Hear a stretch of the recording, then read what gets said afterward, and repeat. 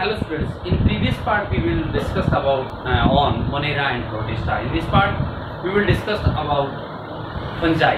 What are fungi? Fungi are saprotrophic, means they take food from the dead and decay parts, dead animals, decay parts of plants.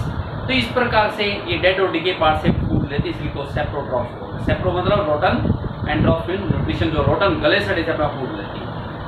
ये वो organism है। दूसरा, these are the multi cellular organism. अभी तक आपने Monera protista पढ़ा तो क्या था, यूनिसेलुलर था। ये क्या है, मल्टी सेलुलर ऑर्गेनिज्म है। यूकैरियोट तो है ही है, उसके साथ साथ इनके बाहर जो सेल मेम्ब्रेन होती है, एक tough complex cell membrane tough होती है क्योंकि कॉम्प्लेक्स शुगर की बनी होती है, जिसको बोलते हैं चिटिन।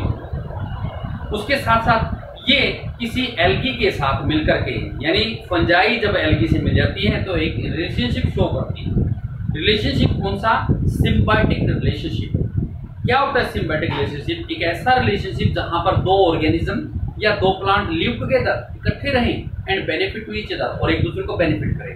यानी फंजाई एल्गी को बेनिफिट करें, एल्गी फंजाई को बेनिफिट करें और इकट्ठे भी रहें। इसको बोलते हैं symbiotic relationship. In this chapter, in this part we will discuss about on fungi.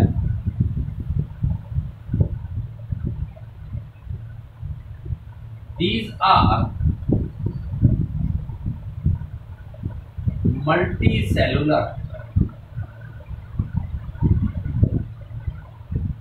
organisms. Multicellular साथ में आप यूकैरियोटिक, यानी यूकैरियोट या eukaryotic organism. They are saprotrophs. Saprotrophs, ये सेप्रोट्रॉप्स हैं। सेप्रो मीन्स रोटन, गला सड़ा, ट्रॉप्स मीन्स न्यूट्रिशन, यानी जो रोटन सब्सटेंस है, डेड और डिके पार्ट से अपना फूड टेक करते हैं। Sapro means rotten and trophic means nutrition. Clear? ये सेप्रोट्रॉप्स क्यों है? क्योंकि सेप्रो का मतलब होता है रोटन, गला सड़ा, एंड ट्रॉपिक मीन्स न्यूट्रिशन। इसका मतलब ये अपना फूड जो लेते हैं गले सड़े से लेते हैं। It means that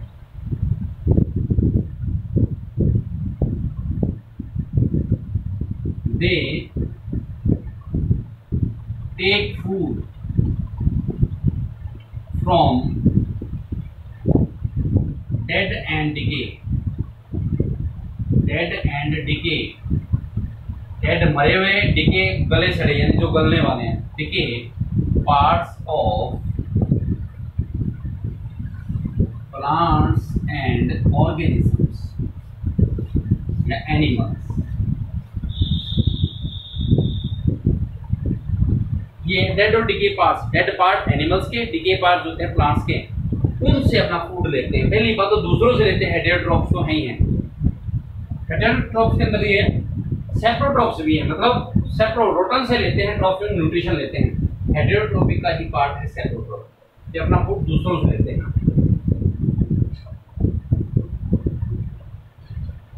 there cell is tough which is made up of complex sugar called chitin, यानी चिटिनेज के बने होते हैं। चिटिन क्या होता है, कॉम्प्लेक्स शुगर का ही रूप होता है, उससे बने होते हैं। इनकी जो सेल मेम्ब्रेन होती है, बाहर जो होती है सेल वॉल होती है, किस्म से सेल जो मेम्ब्रेन है किससे, टफ होती है। टफ मतलब कठोर होती है। क्यों? ये कॉम्प्लेक्स शुगर से बने, जिसका नाम है chitin. They show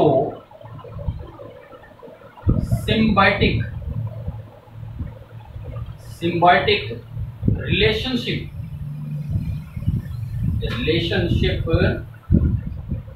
with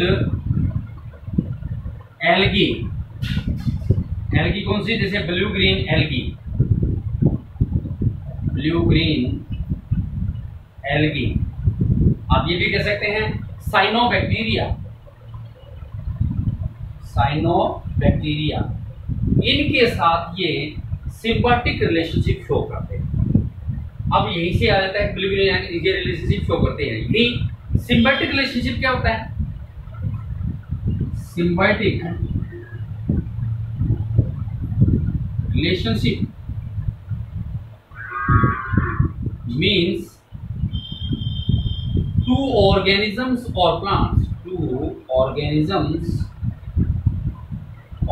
plants live together and benefit to each other, दोनों इकट्ठे रहें और एक दूसरे को लाभ पहुंचाएं। इस प्रकार के रिलेशनशिप को सिम्बायोटिक रिलेशनशिप भी बोलते हैं, इसको म्यूचुअलिज्म भी बोलते हैं। मतलब व्हाट इज म्यूचुअलिज्म आ जाए, what is symbiotic relationship? The relationship in which two organism और two plants live together and benefit to each other, that is called symbiotic relationship. इस प्रकार का शो करते हैं। क्या? जब ये एल्गी के साथ रहेंगे, एल्गी जो ग्रीन कलर की है वो फूड सिंथेसाइज की, इनको फूड देती रहेगी, तो इनका बेनिफिट उससे क्या होगा? फूड मिल गया। इनका साइज एल्गी से बड़ा होता है, तो ये क्या करती हैं? एल्गी को सेंटर छाया प्रोड्यूस करवाती है, छाया मिलती रहती है। तो फंजाई तो बेनिफिट क्या कर रही है? इसको छाया दे रही है एल्गी को। एल्गी क्या कर रही है? फूड जो सिंथेसाइज हो रहा है वो फूड फंजाई को। तो इसका मतलब दोनों एक दूसरे को बेनिफिट पहुंचा रहे हैं। इस प्रकार का रिलेशनशिप जो होता है सिम्बायोटिक रिलेशनशिप करते हैं। तो फंजाई की यही है। For example mushroom, Mucor, penicillin, ये एग्जाम्पल किसके हैं? फंजाई के। म्यूकर जिसको हम अपनी भाषा में क्या बोलते हैं? सांप की छुट्टी टाइप में होती है, तो सिर्फ वही उगती हैं। कहाँ? जो डेड और डिके पार्ट्स है, जैसे कोई पुरानी लकड़ी पड़ी कई दिनों से, डंग गोबर सड़ गया हो तो वहां उग जाती हैं। तो इस प्रकार ये वही उगती हैं जहां डेड और डिके पार्ट्स पड़े हों। तो पहली बात तो फंजाई यही थी कि फंजाई क्या होती हैं उनके बारे में। उसके बाद नेक्स्ट किंगडम है प्लांटी, जिसके बारे में we will discuss explanatorily in the next part कि प्लांटी क्या होते हैं। पहली बात तो सारे के सारे मल्टी सेलुलर हैं, यूकैरियोटिक हैं, लेकिन प्लांट्स के अंदर क्या होती है? सेल मेम्ब्रेन जो होती है, सेल वॉल जो होती है सेलुलोज की बनी होती है। जो डिवीजन इसके 3 प्रकार के हैं, हम बाद में पढ़ेंगे, जिसमें ब्रायोफाइट, हेलोफाइट, टेरिडोफाइट। एनिमेलिया भी मल्टी सेलुलर है, यूकैरियोटिक हैं, लेकिन वो मैक्सिमम सारे के सारे हेटेरोट्रॉफ दूसरों से लेते हैं। उसके 10 बाद आपके you have to draw the diagram of fungi 1। Mucus mushroom का बना सकते हैं, म्यूकर का बना सकते हैं, पेनिसिलिन का, which is given in your NCERT notebook. After that you have to also make the self-made questions and answer these questions. For example, define symbiotic relationship. Write a short note of fungi. लिख सकते हैं आप उसके ऊपर। Fungi किस प्रकार के content होते हैं? चिटिन क्या होता है? It is made up of it is a complex substance which is made up of sugar. क्या क्या बनाती हैं? सेल मेम्ब्रेन बनाने का काम होता है। तो जो चिटिन से बनी होती है सेल मेम्ब्रेन, वो कैसी हो जाती हैं? टफ हो जाती हैं। उसके 10 बाद आपने इसके 10 प्लांटी और एनिमलिया के बारे में डिस्कस हम एक्सप्लेनेटरी बाद में करेंगे। एक टेबल है आपकी, जितने भी अभी तक ऑर्गेनिज्म आए, तो आपने जो प्लांटी हैं या आप कह सकते हैं ये जो मोनेरा टाइप्स के जो आपने करवाए, तो किस प्रकार से मोनेरा को डिवाइड किया, जितने भी आए 5 किंगडम वो कैसे किए। तो किंगडम जो आपने क्लासीफाई किया है, किंगडम,